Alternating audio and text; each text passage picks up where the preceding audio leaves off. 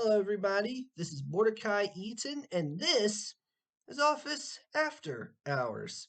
Today's topic revolves around a breaking story published yesterday on Reuters by Jeff Horowitz. Link to that article will be put in the description below. So, back in 2020, Meta and Nielsen launched a study called Project Mercury that focused on what effects occurred on people who stopped using Facebook for a week. In other words, they had a bunch of chronically online people go outside and touch some grass.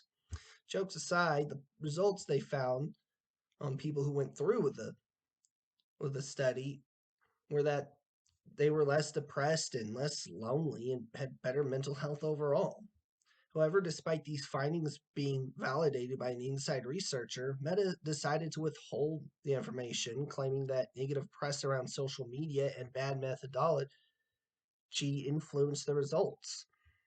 However, they then flipped around to Congress, stated they couldn't find any connection between their platform and negative mental health, and subsequently got sued last Friday by Motley Rice, who also filed lawsuits against TikTok, Google, and Snapchat.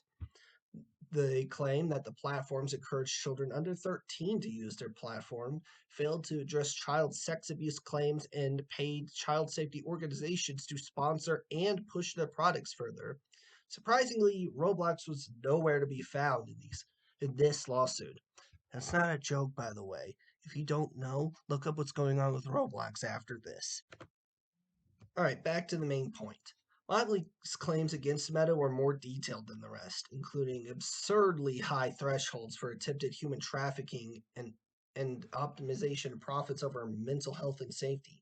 Of course, Meta spokesman Andy Stone disagreed with these claims, and a hearing has been set for January 26th of next year. So, after reading this article, I personally disagree with Meta's decision to pull the research from the public eye. Negative press happens all the time with social media, and the results were not even that surprising given just how many articles and research papers say the same thing about social media as a whole. I remember reading an article from my psychology class last semester about the effects of social media, and I believe that the information Meta found is relevant to everybody, including to those in this class. Knowing the potential downsides of any public communication and being ready to handle potential crises in ways that benefit both you and the general audience are crucial to having a successful platform. Taking away that information, in my opinion, is not the best course of action, as it takes away from the public being able to make an informed decision about what platform to use. To make a potential prediction about what could happen, I believe there is a chance both for the suit to succeed and for it to fail. I would say the most likely outcome is that if Meta gets the documents thrown out of court that aren't public, they have a good chance of winning the case. But if they don't, it would be more challenging for them to win.